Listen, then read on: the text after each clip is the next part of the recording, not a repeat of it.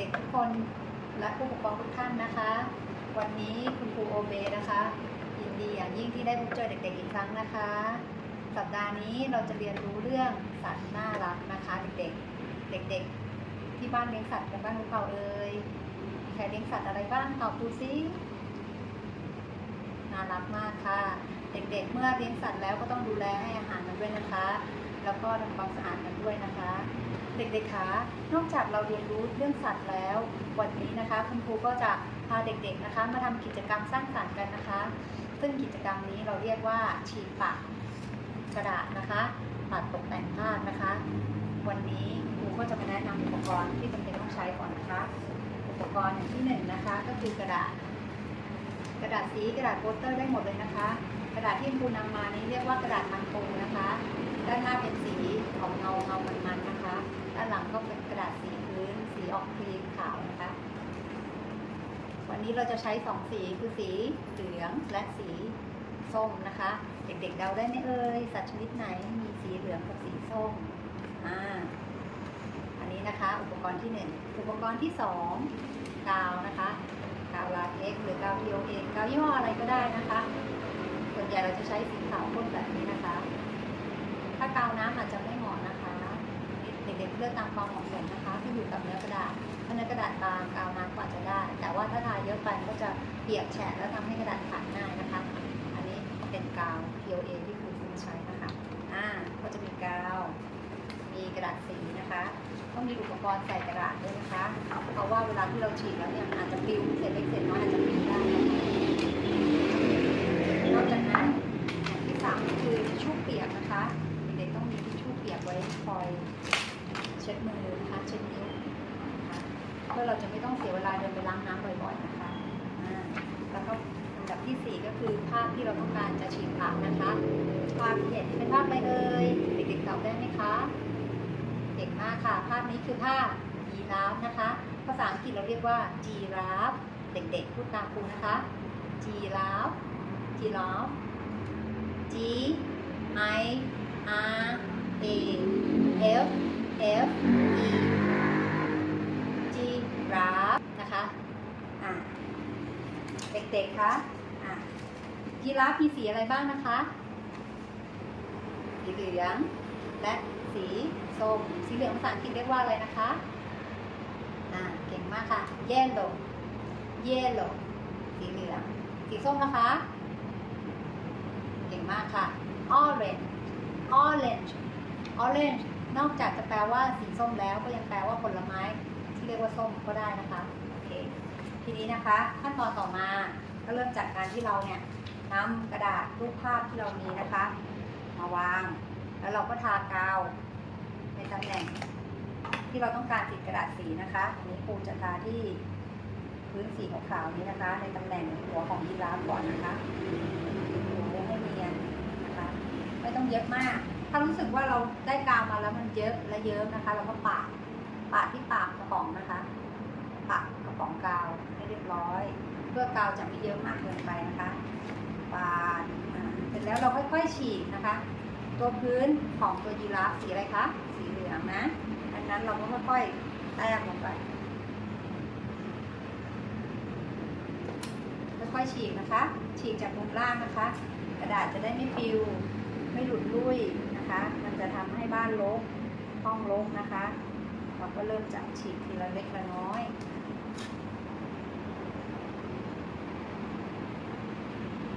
เด็กๆลองดูครูก่อนนะคะว่าครูทำยังไง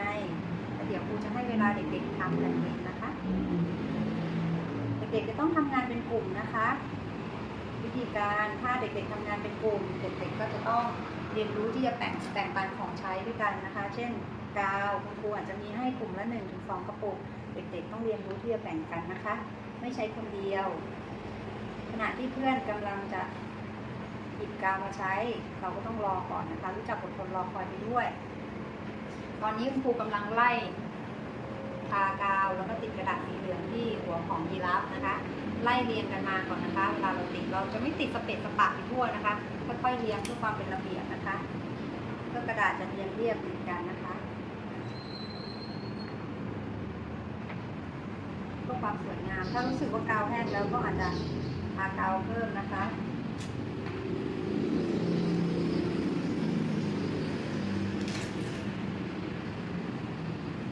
เราต้องหาอะไรทับกระดาษไว้ด้วยนะคะให้มันปลิวลงหรือถ้าเด็กๆทนร้อนได้ก็ปิดพัดลมก่อนได้นะคะ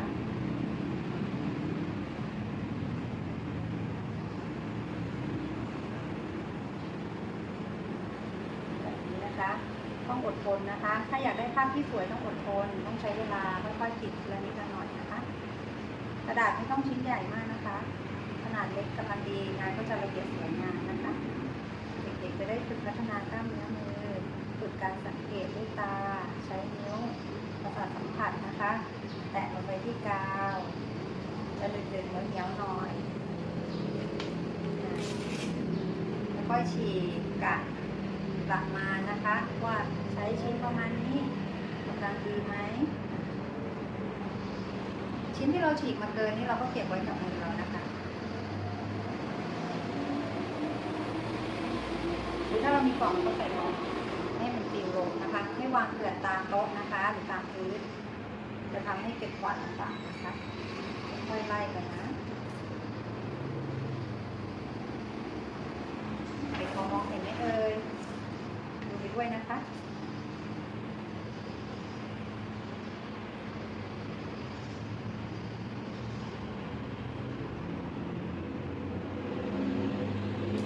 ก็ค่อยๆทาดาวก็ค่อยๆฉีกกระดาษทีละนิดทีละหน่อยนะคะตรงไหนมีกาวเราถึงจะทำกระดาษไปแตะได้นะคะ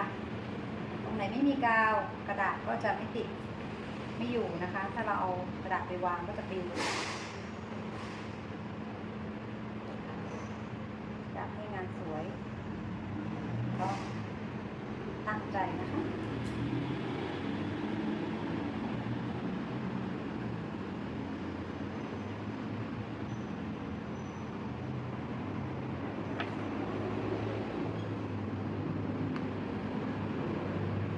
ไหนมีพื้นที่ว่างเหลือน้อยกระดาษสีเหลืองก็ต้องเล็กลงไปหน่อยนะคะใหญ่ไม่ได้นะต่อมาตัวปากของยีราฟก็สีเหลืองเหมือนกันนะคะนั้นคุณครูก็จะทาสีเหลืองไปนะคะค่อยๆทาแต่งกาวทาทีละแถบนะคะเพราะว่าเดี๋ยวถ้าเราติดกระดาษสีเหลืองไม่ทันเนี่ยกาวก็จะเยิ้มจะทำให้กระดาษสีขาวที่เป็นรูปยีราฟเนี่ยย่นนะคะกระดาษก็จะฉีกขาดง่ายด้วยแทนที่จะสวยกลายเป็นเลอะเทอะนะคะกลายเป็นขาดตุยนะคะถ้าเด็กๆอยากให้ผลงานสวยก็ต้องใช้ความอดทนใช้ความพยายามนะคะคืออยู่จะออกมาสวยเลยไม่ได้ถ้าเราไม่ตั้งใจงานไม่มีทางออกมาสวยค่ะ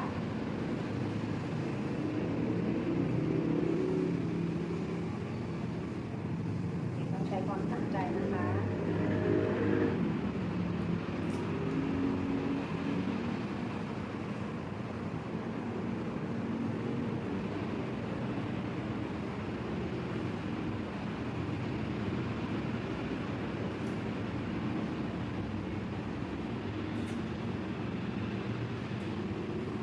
ค่อยๆฉีดนะคะสูว่ากาวแห้งแล้วค่อยๆแต้มให้เพียงพอเท่ากับที่เราต้องการจะติดกระดาษสีเหลืองนะคะถ้าเราแต้มกาวมากไปแล้วเรายังแปะกระดาษไม่ทันเนี่ยอย่างที่คุณครูบอกจะเป็นไงคะเยอะแน่นอนเลยเลอะเทอะด้วย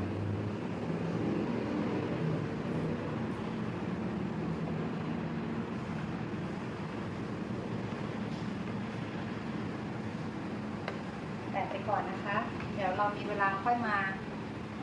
ดูโดยรอบว่ามันทั่วหรือยังหรือมันเนียนสวยไหมถ้าไม่สวยเราค่อยซ่อมนะคะ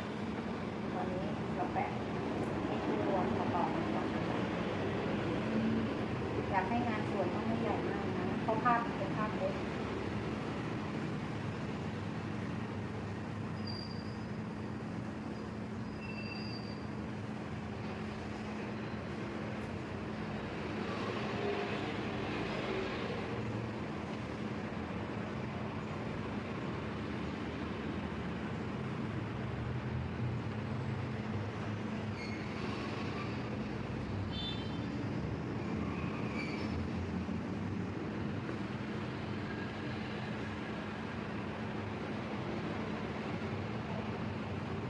จะ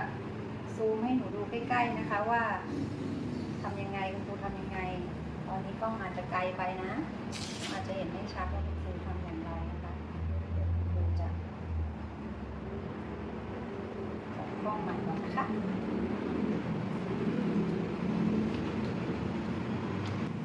ต่อนะคะเป็นไงคะแบบนี้เด็กๆเห็นไหมคะแล้วเริ่มถึงลำตัวแล้วนะครูจะแต้มที่ลำตัวแล้วนะคะตรงเส้นสีดำๆเนี่ยเราไม่ต้องติดกระดาษทับนะให้เว้นไว้มันเป็นขอบลวดลายของยีราฟนะคะไม่งั้นเราจะมองไม่ออกว่าเป็นอะไรเหลืองๆมันก็เลยต้องมีเส้นตัดเอาไว้ให้หน่อยนะคะได้เห็นเป็นรูปร่างสวยงามนะคะ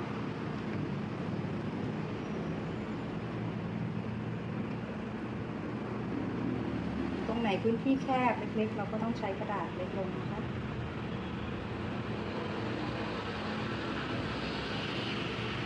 ตรงสีดำๆเดี๋ยวเราจะติดกระดาษสีส้มนะคะ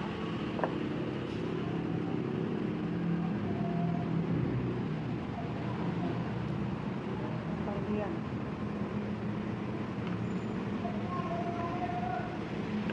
ค่อยฉีกนะคะ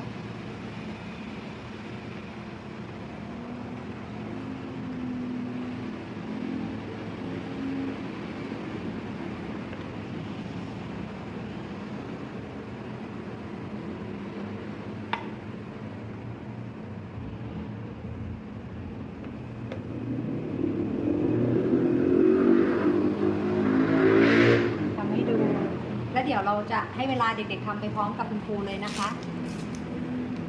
ทำไปด้วยกันเมื่อเด็กๆทำเป็นแล้วดูคุณครูทำจนเข้าใจแล้วเดี๋ยวเด็กๆทำด้วยกันเลยนะคะเรามาโชว์กันดีกว่าว่าของใครจะสวยกว่ากันสวยในแบบของเรานะคะ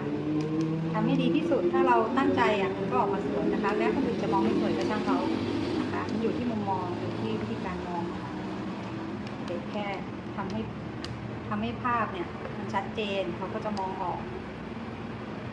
ว่าเป็นภาพอะไรมันก็จะดูสวยได้นะคะตอนนี้เราใช้กระดาษแทนการระบายสีนะคะมันก็เป็นอีกวิธีหนึ่งที่ช่วยให้เด็กๆได้พัฒนากล้ามเนื้อมือได้ฝึกประสาทสัมพันธ์นะคะระหว่างมือกับตานะคะให้การทำงานของมือและตาสัมพันธ์กันฉีกกระดาษแล้วก็แปะนะคะในตำแหน่งที่เราเล็งเอาไว้ระหว่างใกล้จะเสร็จแล้วนะคะปักเดียว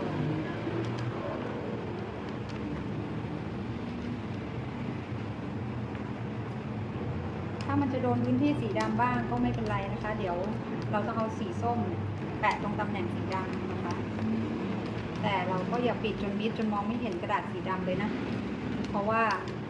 เราจะได้รู้ตำแหน่งว่าพื้นที่สีดำเนี่ยเดี๋ยวเราจะใช้กระดาษสีส้มปิดทับนะคะ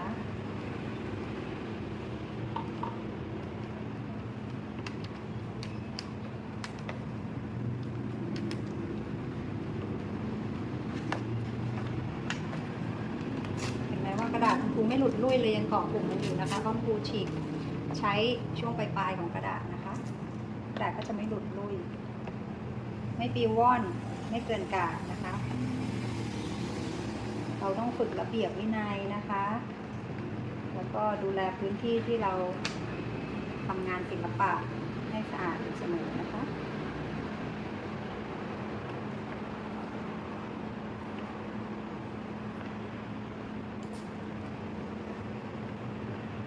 ถ้าทำเสร็จเด็กๆก็ต้องดูแลเรื่องความสะอาดบริเวณโดยรอบด้วยนะคะที่เด็กๆทำว่ากระดาษเราปลิวว่อนไปหาเพื่อนหรือเปล่าปลิวว่อนไปทั่วห้องหรือเปล่า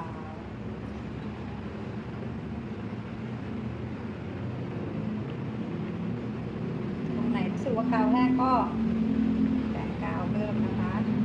ถ้าไม่มีเนื้อกาวอยู่เลยกระดาษก็จะติดไม่อยู่นะคะควรจะติดกาวและกระดาษให้เรียบเสมอกันนะคะไม่ใช่กระดาษเปิดๆนะคะหมายความว่ากดกระดาษให้เรียบไปกับกาวนะคะ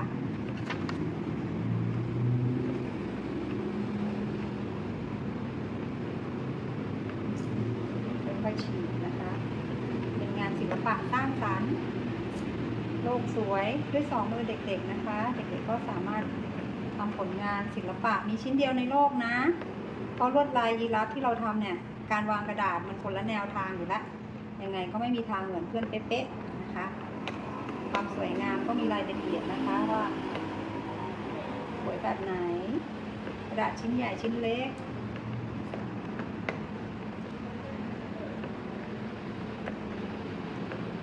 ถ้าเด็กๆตั้งใจทำนะคะผลงานก็ออกมาดีนะคะ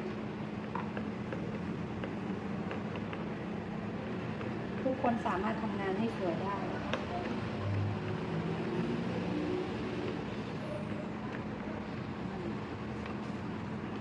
เด็กๆเริ่มเห็นเขาโครงยีราฟหรือยังเอ่ย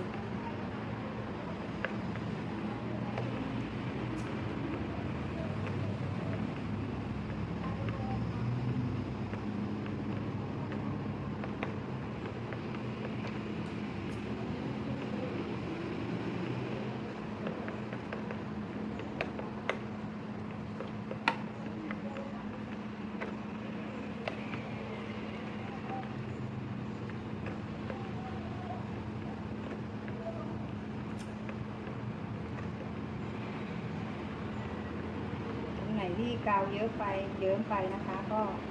เอานิ้วอื่นแตะกาวแล้วก็ย้ายกาวหยดนั้นไปวาง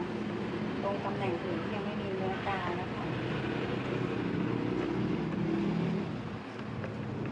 โดยปกติเรามักจะใช้นิ้วชี้นะคะแตะกาวแล้วก็นิ้วโป้งกับนิ้วกลางฉีกกระดาษ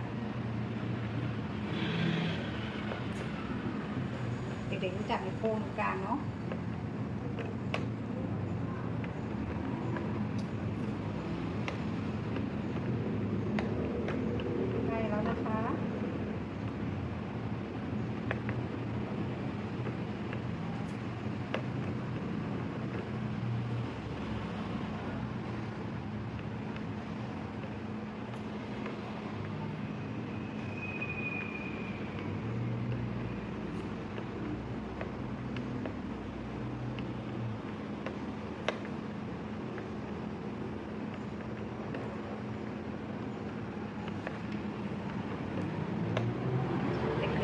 ระหว่างทำก็ฝึกท่องภาษาอังกฤษไปด้วยได้นะคะคำศัพท์คำว่าจีราฟนะคะ G I R A F F E นะคะอ่านว่าจีราฟหรือบางคนจะอ่านว่าจแรปหรือจีราฟนะคะเสียงรถอาจจะดังอยู่หน่อยนะคะเพราะว่าโรงเรียนเราอยู่ติดถนนห้องเราอยู่ติดถนนอยู่ใกล้กำแพงโรงเรียนเป็นไงเอ่ยเด็กๆเริ่มเห็นรูปเป็นร่างยังคะหางยีราฟด้วยสีอะไรเอ่ยหางยีราฟสีอะไรเอ่ยยีราฟก็สีเหลืองเหมือนกันนะคะ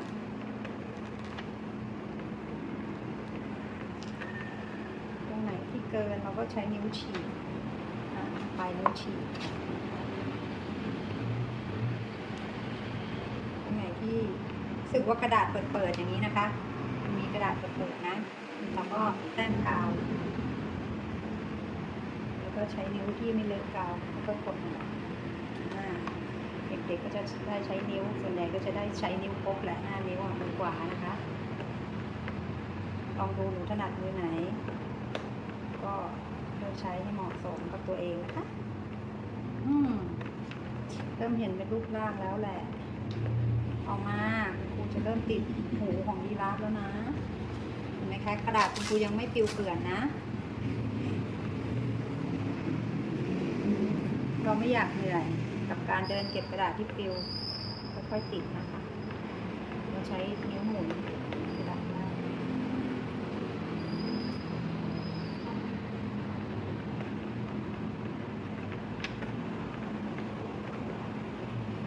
ซ้อนทับไปทับมากระดาษสีเหลืองก็สามารถซ้อนทับกันได้นะคะแต่ต้องมีเนื้อกาวอยู่เพราะไม่งั้นมันจะทำให้กระดาษไม่อยู่นะคะคือปลิวลงกระดาษถ้าเราฉีกแล้วเนี่ยขอบอาจจะออกสีขาวๆนะคะเพราะว่ามันรอยฉีกเพราะว่าด้านหลังเป็นสีขาว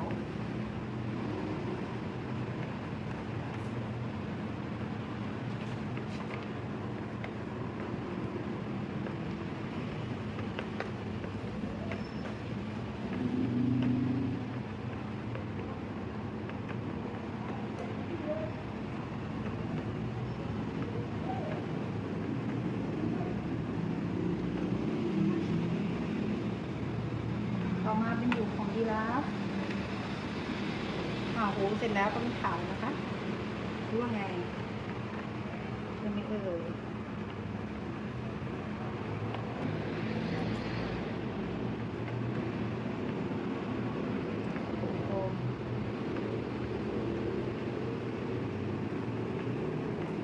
ช่วงไหนที่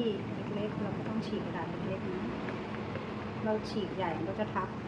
บเส้นขอบสีดำของเราได้นะคะแต่งให้ดีใช้ทับกระดาษเส้นขอบสีดำหรือว่าเราจะเอาด้านบนเป็นสีส้มก็ได้นะเป็นไงคะประมาณนี้นะแม้มันปิวมันก็จะปิวไปกับแม็กนะคะที่คุณครูหนีบไว้ต่อมาช่วงต่อมาตรงตำแหน่งที่เป็นสีดำนะคะเราจะใช้กระดาษสีส้มก็ฉีกเท่าที่จะใช้ก่อนนะคะไม่ฉีกมาเยอะไม่ฉีกใหญ่เกินไปก็ซ้อนทับกันให้เป็นวงกลมให้ได้นะคะค่อยๆซ้อนทับกัน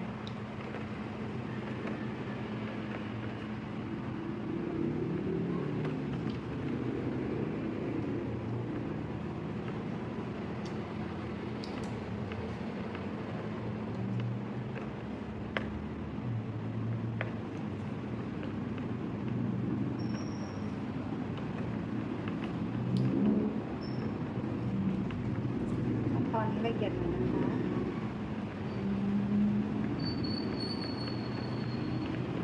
ถ้าเด็กๆตั้งใจทำให้หมดแบบคุยนะเสร็จแน่นอน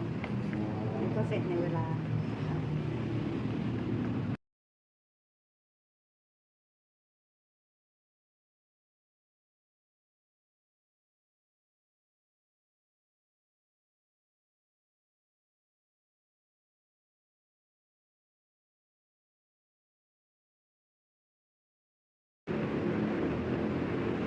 ใช้นิ้วนางแล้วก็ค่อยๆดันเลื่อนกระดาษไปติดกับกาวนะคะนิ้วที่ไม่เลอะนิ้วไหนเลอะกาวแล้วไม่เหมาะสำหรับการแปะกระดาษเลื่อนนะคะทีนี้กาวมันเริ่มแห้งแล้วก็ถูนะคะไม่ต้องกังวลเรื่องมือเลอะเทอะกาวนะคะกาวชนิดนี้แห้งเราก็ไม่อันตรายก็คือหมายความว่าถ้ามันแห้งแล้วเราก็ลอกออกได้ออกจากมือได้ถ้าเรากลัวไม่สะอาดเดี๋ยวค่อยไปล้างมือนะคะเด็กๆสามารถใช้กระดาษเปียกนะคะทิชชู่เปียกที่ครูให้เช็ดมือเช็ดนิ้วตัวเองได้นะคะ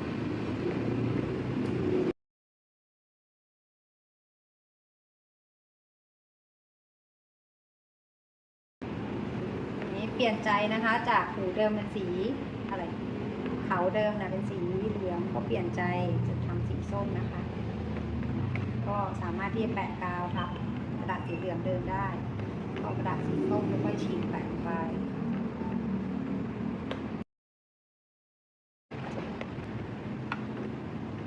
อย่าลืมปาดกาวนะคะถ้ากาวมันเยอะเกินไป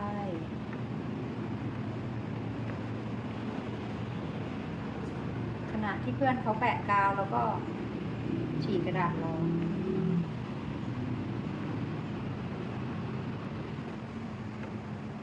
ได้แล้ว